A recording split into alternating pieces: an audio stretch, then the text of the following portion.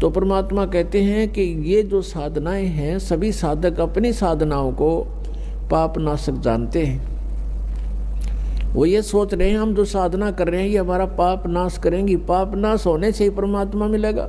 फिर बताया चौथे अध्याय के 32वें श्लोक में गीता जी में कि इस प्रकार की धार्मिक अनुष्ठानों की जानकारी विस्तार के साथ ब्रह्मणे मुखे यानी सच्चिदानंद घन ब्रह्म की वाणी में, यहाँ चौथे अध्याय के 32वें श्लोक में अनुवादकर्ताओं ने अनर्थ किया है, शब्दों के अर्थ ठीक नहीं किए। ब्रह्मणे मुखे का अर्थ इन्होंने किया है वेद की वाणी।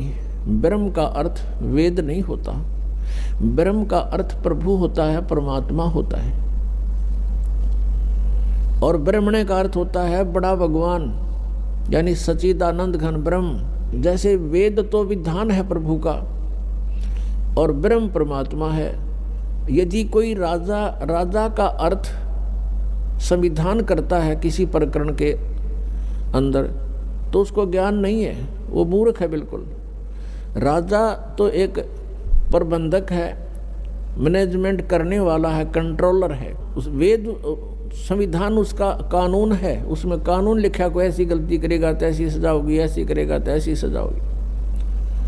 ऐसे ही ब्रह्म तो प्रभु है और वेद उसका विधान है। तो यहाँ इन्होंने अर्थ गलत कर दिए।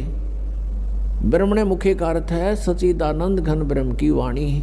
मुखे माने उसके मुख से बोले गए वचन, उस कबीर वाणी में, उस सूक्ष्म वेद में बहुत विस्तार के साथ लिखे हैं। और उस ज्ञान को चौथे अध्याय के 34वें श्लोक में कहा कि वो तत्व ज्ञान है। उस तत्व ज्ञान को तू तत्वदर्शी संतों के पास जाकर समझ। इससे सिद्ध है कि गीता ज्ञानदाता भी उस सूक्ष्म वेद से परिचित नहीं है।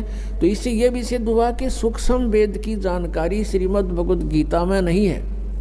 पूर्ण जानकारी के लिए संत रामपाल जी महाराज के सत्संग सुने।